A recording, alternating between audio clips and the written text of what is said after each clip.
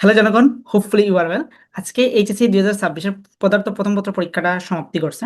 তো পরীক্ষার পরে দেখলাম, প্রশ্ন অ্যানালাইসিস করলাম, করার পরে দেখলাম যে বিগত দ্বারা যে ফিজিক্স প্রথম পত্র প্রশ্ন আসা উচিত বা ফিজিক্স প্রশ্ন আসা উচিত, প্যাটার্নগুলা সম্পূর্ণ চেঞ্জ করে দিছে। তো বিভিন্ন ফেসবুক গ্রুপ, জনপ্রিয় ফেসবুক গ্রুপগুলাতে পোস্টগুলা দেখতেছি যে এই প্রশ্ন ভুল, হাবি জাবি হ্যান ত্যান এইগুলা। তো এইখানে এইচএসসি 26-এর জন্য জাস্ট আমি একটু ক্লিয়ারনেস করার জন্য বা তোমার এইচএসসি 27-এর জন্য একটু অ্যানালাইসিস করে দিব। এবং আমি দেখি এই পরীক্ষাটা যদি দিতাম, আমি রাইট নাও কোনো ধরনের বই পুস্তক অ্যানালাইসিস না করে গরম গরম কয়টা ম্যাথ করতে পারি কনসেপ্ট দ্বারা। তো চলুন আজকে আমরা এইচএসসি 26-এর ফিজিক্স প্রথম পত্র প্রশ্নটার সলিউশনটা জাস্ট হালকার উপরে ঝাপসা করে দেখে ফেলবো।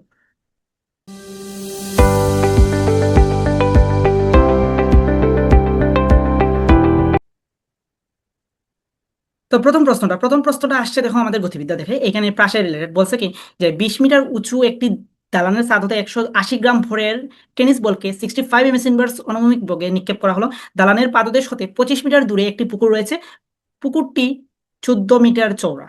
তো এখানে আগেই বলে দিই, আমি একবারে ফুল মানে ক্যালকুলেশন করবো না, জাস্ট আমি ফর্মুলাগুলো দেখিয়ে দিব কোন কোন করতে পারো আর কি, বা কিভাবে করা উচিত ছিল। তাহলে গ এবং গ দেখি কয়টা পারি, সবগুলো যে পারবো এমনটাও কিন্তু না, আমি কিন্তু ফিজিক্সের মানে কি বলবো যে বিশেষজ্ঞ না, আমাকে আরো অ্যানালাইসিস করতে হবে। যদি আমাকে 8টারই আনসার দিতে হবে, তাহলে চলো এই মুহূর্তে আমি কয়টা দিতে পারি সেটাই আমি দিব। তো প্রথমে বলছে কি 0.7 সেকেন্ড পরে টেনিস বলটা, তাহলে বলছে কি একটা 20 মিটার উঁচু দালানের ছাদ হতে, তাহলে ধরো এই যে দালানটা এইটা ভূমি থেকে 20 মিটার উঁচু। ওকে, তাহলে দালানের ছাদ হতে বলছে কি অনুভূমিক ভাবে তুমি একটা বলকে নিক্ষেপ করছো, তাহলে এইভাবে নিক্ষেপ করছো, বলটা এইভাবে গিয়ে পড়বে, এটাই তো বলছে। এখন বলছে কি যে কত বেগে নিক্ষেপ করছো, আনুভূমিক বরাবর তুমি 65 পেজের এইদিকে বেগটা দিছো, তুমি 65 ইনভার্স 1 বেগটা দিছো। আচ্ছা ফাইন। তারপরে বলছে কি পাদদেশ হতে 25 মিটার দূরে একটি পুকুর আছে। তাহলে এইখান থেকে ধরলাম কই গেছে জানি না, এজিউম করে বলতেছি, জাস্ট ডাটা দিচ্ছি, ধরো এখানে একটা পুকুর আছে, পুকুর এটা বলছে 25 মিটার দূরে, এবং পুকুরের চৌড়া বলছে কত, পুকুরের চৌড়া বলছে 14 মিটার। ওকে, তাহলে বলছে 14 মিটার চওড়া। আচ্ছা এখন বলছে 0.7 সেকেন্ড পর টেনিস বলটির ভরবেগ কত, তাহলে তোমাকে প্রথম যে কাজটা করতে হবে 0.7 সেকেন্ড পরে তোমাকে প্রথমে বেগ বের করতে হবে, দেন ভরবেগ। তাহলে বেগ কিভাবে বের করবো, আমরা সবাই জানি যে উপাংশটা নিবা, এখানে উপাংশটা নিবা। থেটার মান কত, থেটার মান কিন্তু 0, যেহেতু অনুভূমিক বরাবর নিক্ষেপ করা হয়েছে, তার মানে থেটা নট এর মান হচ্ছে 0।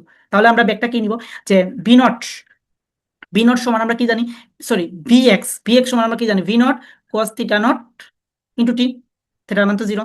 আর ভি ওয়াই এর মান কত, যে ভি নট দেন হচ্ছে sine theta naught T minus GT. Okay, এই দুইটা ফর্মুলা বসিয়ে দেন তুমি প্রথমে ভি বের করবা, √V X square plus V Y square, তাহলে তোমার ভিটা বের হয়ে যাবে। তাহলে তোমাকে বলছে কি ভরবেগ কত, ভরবেগের মান তাহলে এম ভি, শেষ। এম তো দিয়ে আছে কত, 180 গ্রাম। এটা ছিল গ। এখন আসো ঘ, বলছে কি নিক্ষেপণ বেগের মান কোন সীমার মধ্যে রাখলে উদ্দীপকের টেনিস বলটি পুকুরে কি বলছে যে পড়তে পারে, পুকুরে পড়তে পারে। তাহলে অনুভূমিক বরাবর নিক্ষেপ করছো, এটা নিয়ে কোনো ডাজন্ট ম্যাটার, মানে এটা নিয়ে কোনো পেইন নেই। তাহলে তোমাকে অতিক্রম করতে হবে কত, 25 + 14, দ্যাটস ওয়াই কত আমাদের 49 মিটার। তোমার এক্স এর ভ্যালু হচ্ছে তোমার 49 মিটার। এবং কতটুকু উচ্চতা থেকে তুমি নিক্ষেপ করছো, এই যে ওয়াই এর মান হচ্ছে তোমার 20 মিটার, থিটার মান তো 0। তাহলে তুমি বেগ বের করবা, ধরো এইভাবে এসে পড়লো, তাহলে তুমি বেগ বের করবা। তাহলে এইটার ফর্মুলা কি, এই যে ওয়াই সমান একটা ফর্মুলা ছিল না, যে এ x tan theta then minus g x square, then কি একটা ফর্মুলা ছিল টু হাবি যাবি u square maybe g u square sine theta naught বা sine square theta naught maybe. So এইখান থেকে থিটার মান তো 0 ধরে করবা, এইখান থেকে তুমি বের করতে পারো, এই ফর্মুলা দিয়ে বের করতে পারো। ওকে, এই ফর্মুলা দিয়ে বের করা যাইতে পারে। এখানে সাইন না কোজ আছে, আচ্ছা হোয়াট এভার দেখলেই বা, তো এই ফর্মুলা দিয়ে তুমি এটা বের করতে পারো। ক্লিয়ার? আচ্ছা ফাইন। ওকে, পরের মেয়াদ আসছে কি আমাদের, যে নিউটনের বলবিদ্যা থেকে, নিউটনিয়ান বলবিদ্যা থেকে। সো নিউটনের বলবিদ্যা থেকে কি এইটাই ভাই, এটা আমি করিয়ে দিব না, এটা তোমাদের পারার কথা। বলছে কি সিডি অক্ষের সাপেক্ষে সিলিন্ডারের জড়তার ভ্রামক নির্ণয় করো। তাহলে তোমার এখানে কি দেওয়া আছে, ভরকেন্দ্র দেওয়া আছে না, তাহলে ভরকেন্দ্রিক অক্ষের সাপেক্ষে তুমি জড়তার ভ্রামক বের করবা, এই যে একটা সরু দণ্ডের ক্ষেত্রে। দেন তার কি সমান্তরাল অক্ষ উপপাদ্যটা নিবা, যে সমান্তরাল অক্ষ মানে ধরো আই সিডি সমান হবে আই এ বি প্লাস হচ্ছে কি এম এইচ স্কোয়ার, শেষ। এম এইচ স্কোয়ার, এইচ বলতে কিন্তু এখন 60 সেন্টিমিটার আছে। তারপরে দেখুন উদ্দীপকের সিলিন্ডারের গুণন গতিশক্তি চাকতির গুণন গতিশক্তির 5 গুণের অধিক ব্যাখ্যা করো। তাহলে উদ্দীপকের সিলিন্ডার গুণন শক্তি, এই দেখুন এখানে প্রশ্ন করো, চিত্রে নীরের সিলিন্ডারটির দৈর্ঘ্য দেওয়া আছে, তো ব্যাসার্ধ দেওয়া আছে, তো এবি সিলিন্ডারের ভর কেন্দ্রগামী অক্ষ। আচ্ছা এবি এবং সিডি পরস্পর সমান্তরাল, সিলিন্ডারটিকে সিডি অক্ষের সাপেক্ষে মিনিটে 120 বার ঘুরানো হলো, তাহলে সিলিন্ডার ঘুরছে কই, সিডি অক্ষের সাপেক্ষে। আচ্ছা পরবর্তীতে বলছে কি সিলিন্ডারটিকে গলিয়ে 30 সেন্টিমিটার ব্যাসার্ধের ও সমবরের একটি বৃত্তাকার চাকতিতে পরিণত করা হলো, শেষ। তাহলে এখানে কি তুমি ওই যে বৃত্তাকার চাকতি তুমি গতিশক্তি বের করবা, গতিশক্তির ফর্মুলা কি ইকে সমান আমরা বলতে পারি হাফ আই ওমেগা স্কোয়ার, এটা দিয়ে বের করতে পারো। বা তুমি যে ফর্মুলা, মানে এটা পারার কথা, এটা সহজ ছিল। মানে আজকের প্রশ্নের মধ্যে আমি বলবো যে 1 এবং 2 সহজ ছিল। 1 এবং 2 যে পারো নাই, বা 1 এবং 2 নিয়ে যারা বলছো যে কঠিন, ভাই কিচ্ছু করার নাই, তোমরা বেসিকে অনেক ঘাটতি আছে, 1 এবং 2 যদি কঠিন বলো। আচ্ছা, এরপরেরটা দেখি। এরপরেরটা আর আমি ফর্মুলা, এই দেখো এখানে ফর্মুলা, এটা ফর্মুলা বসালেই চলে আসবে। বলছে কি যে 25,000 কৃত্রিম উপগ্রহকে এত উচ্চতা নিয়ে যাওয়া হলো, অতঃপর এতে প্রয়োজনীয় গতিশক্তি সরবরাহ করা হলো। পৃথিবীর ভর এবং ব্যাসার্ধ দেওয়া আছে আমরা জানি। উপগ্রহটিকে উল্লেখিত উচ্চতায় নিতে কৃতকাজ কত? তো কৃতকাজের একটা ফর্মুলা ছিল না, এই যে ডাব্লিউ সমান, আমি ভুলে গেছি, GMH, তারপরে একটা, এটা ডিরেক্ট ফর্মুলা বসাইবা, ডিরেক্ট ফর্মুলা বসে এটার আনসার মিলবে। এটা আমি ফর্মুলা ভুলে গেছি, এখন ফর্মুলা আমাকে দেখতে হবে আর কি, ফর্মুলার সাথে নিয়ে বসিনি। আগেই বলছে আনরেডি অবস্থায়, সো এই ম্যাথটা জাস্ট ফর্মুলা বসাইলে কিন্তু আনসার হওয়ার কথা। ডাব্লিউ সমান ইন্টিগ্রেশন দিয়েও করতে পারে, তারপরে EMGH সামথিং এরকম একটা ফর্মুলা ছিল। তারপর বলছে কি ভূপৃষ্ঠ হতে কৃত্রিম উপগ্রহটিকে স্থির মনে হবে কিনা। তাহলে কত মিটার উচ্চতা উঠাইছো, এই যে এখানে উচ্চতা উঠাইছো, তার মানে তোমার ডিরেক্ট কথা এত উচ্চতা তুমি পর্যায়কাল বের করবা। কারণ এত উচ্চতা পর্যায়কাল কিভাবে বের করবা? পর্যায়কালে আমরা ফর্মুলা জানি, এত উচ্চতায় পর্যায়কাল বের করার। এই পর্যায়কাল যদি তোমার 24 আওয়ার্স হয়, তাহলে সেটা কি মনে হবে? স্থির বলে মনে হবে। ঠিক আছে। তারপরে এর প্রশ্ন, পরের প্রশ্ন 4 নং প্রশ্ন। বলছে কি এত মাইক্রোমিটার ব্যাসার্ধের দুটি পানির ফুঁটা একত্রিত হয়ে একটি বড় পানির ফুঁটায় পরিণত হলো। পানির পৃষ্ঠটান দেওয়া আছে, তো বাতাসের সান্দ্রতাঙ্ক এত দেওয়া আছে। ওকে, এখন বলছে কি বড় পানির ফুঁটায় পরিণত করতে কৃত কাজ কত? দুইটি ফুঁটা একত্রিত করে তোমার ইয়ে করা হয়েছে। আচ্ছা, এখানে একটা ফর্মুলা ছিল যে বড় ফুটার তোমার কি করতে হবে, ব্যাসার্ধ বের করতে হবে। তাহলে ব্যাসার্ধ একটা ফর্মুলা ছিল 3 সামথিং, এখন এটা তো আমি ফর্মুলা দেখলেই এটা পাওয়া যাইতো। বড় ইয়ের ফর্মুলা একটা ছিল যে ছোট ফুটা থেকে বড় ফুটা কনভার্ট করলে এত হয়, এবং বড় ফুটা থেকে ছোট ফুটা কনভার্ট করলে এত হয় আমার কাছে। আচ্ছা দেখি, আমি চেক দিই আমার ফোনে, আমার ওই একটা PDF করা আছে, ওইটাতে থাকার কথা।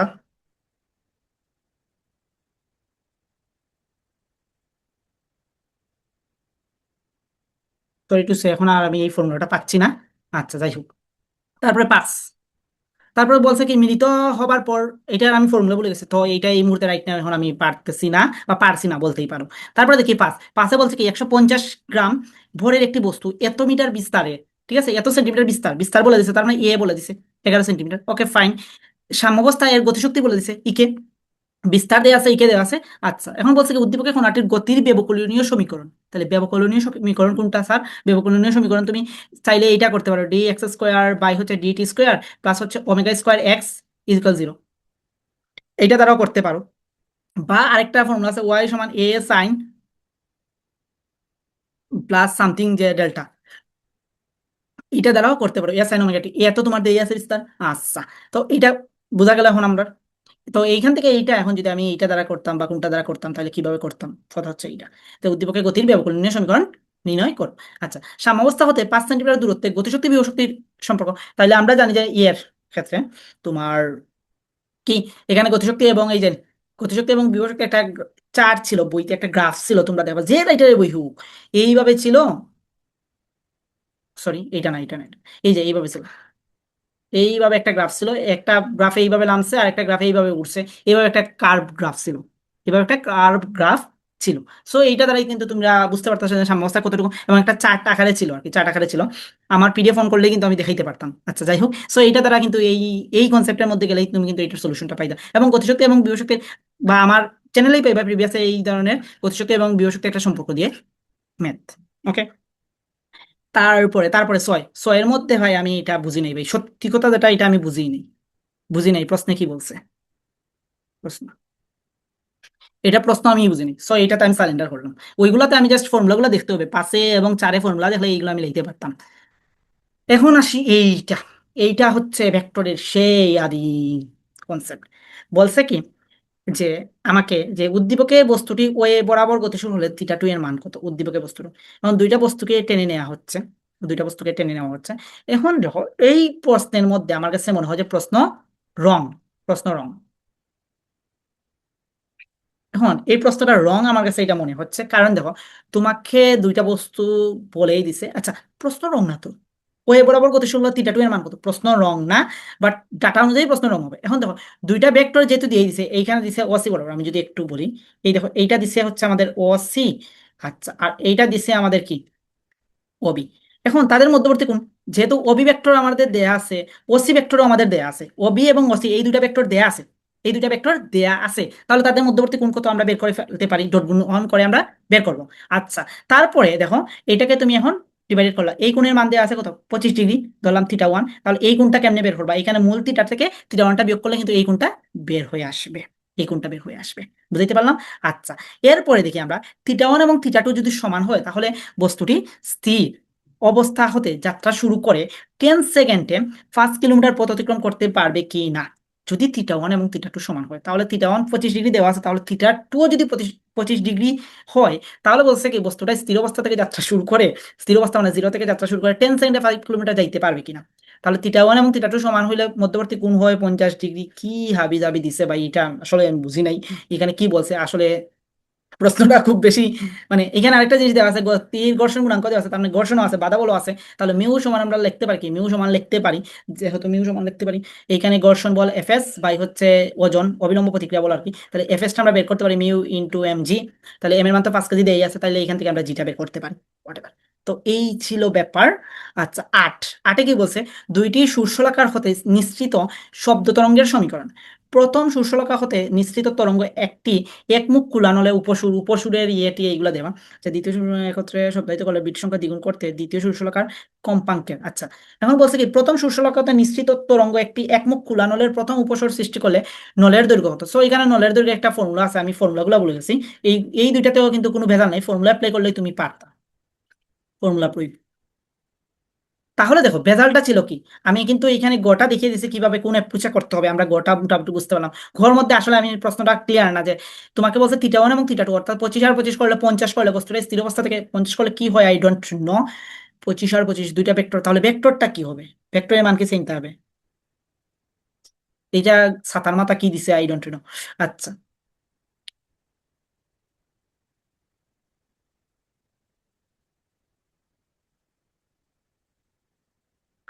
আচ্ছা, তো এটা যদি আমি অ্যাপ্রোচে করতাম আর কি, 25টাতে একটু ফোকাস দিই, যদি এটা আমি অ্যাপ্রোচে করতাম তাহলে আমি কিভাবে করতাম, আমার মাথায় কোন জিনিসটা খেলতো।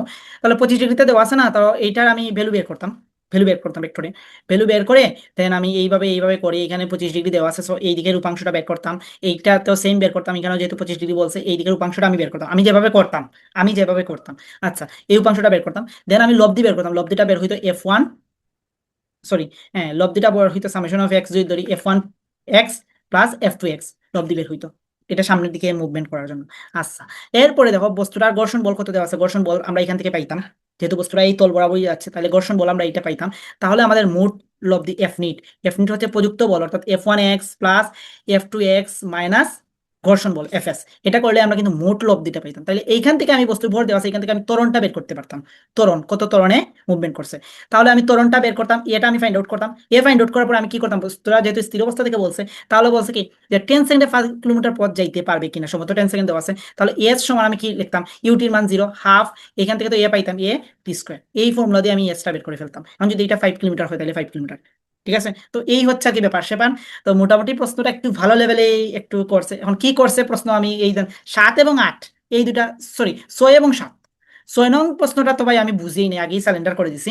আচ্ছা, আর 7 প্রশ্নটাতে একটু মানে ইয়ে করছে, বাট প্রথম দিকের প্রশ্নটা এই যে 1 নং প্রশ্ন, 2 নং প্রশ্ন, তারপর 3 নং প্রশ্ন, তারপর 4 নং প্রশ্ন, 4 নং প্রশ্ন না বলে 5 নং প্রশ্ন দিলাম, এই যে 4টা প্রশ্ন, এই 4টা প্রশ্ন শিওর শর্ট, শিওর শর্ট তোমরা পারার কথা ছিল, শিওর শর্ট। আচ্ছা, আর এইখানেও যারা আমি বলছিলাম যে তোমাদের তরঙ্গের জিনিসটা পড়বা, সমীকরণটা পড়বা, তরঙ্গের সমীকরণ পড়লে ফর্মুলা অ্যাপ্লাই করলে এটারও আনসার চলে আসতো, ঠিক আছে। এই যে এটা দেওয়া আছে বিস্তার, যেহেতু বলছে প্রথম শীর্ষলাকার, এই যে এটা দেওয়া আছে বিস্তার, তারপরে এখান থেকে তুমি বের করতে পারতো এটা মেবি ভিটি, ভিটি না তাহলে ভি, আর এটা হচ্ছে 2 পাই বাই ল্যামডা, শেষ। সো ভিটি এক্স, তাহলে এখান থেকে ব্যাগ দিতে তাহলে এখান থেকে ব্যাগ বের হইতো, এখান থেকে এ বের হইতো, তারপরে এখান হচ্ছে এই যে 2 পাই বাই ল্যামডা, মেবি এটাকে লেখা যায় 2 পাই বাই ল্যামডা। সো এই যে ফর্মুলা যে জিনিসটা আছে, এখান থেকে তুমি ল্যামডাটা বের হইতো, আচ্ছা পাই পাই খাটা দিতো, তাহলে ল্যামডার মানটা বাড়াইতো তোমার কত 25। তাহলে এই যে কাহিনীগুলো আছে, এখন তুমি জাস্ট ফর্মুলাতে বসো, আনসার শেষ, ইনি চিনিতে আনসার শেষ। তখন আমি জানি না কি জন্য তোমরা এইচ 26 এত হাই উতাস করছো, বা তোমাদের ওয়ান শট যারা দেখছো ভাই, বিলিভ মি ওয়ান শট যারা দেখে আর এই ধরনের ট্র্যাপে পড়ছো, আমি জানি না ভাই। আমার ছোট্ট একটা মানে প্ল্যাটফর্ম চিলেকুলার পাঠশালা, এটা চিলেকুটার মতো, এত ওয়ান শট টু শট নিয়ে আমি ইয়ে করতে পারি না। দেখো এত স্মার্ট বোর্ডও নাই, আমি এই যে গ্রাফিক ট্যাবসের মধ্যে দিয়েই করাচ্ছি। তো যাই হোক, তো এটা নিয়ে এত ডিপ্রেসড হওয়ার কোনো কিছু নেই। আশা করি যে এখন তোমরা বুঝতে পারছো যে কি ধরনের প্রশ্ন আসতে পারে। So one shot to shot এগুলোতে ফোকাস একটু কম রেখে তোমরা তোমার পরবর্তী প্রিপারেশনগুলো চালিয়ে যাও। আর HSC 27 be careful, best of lakh.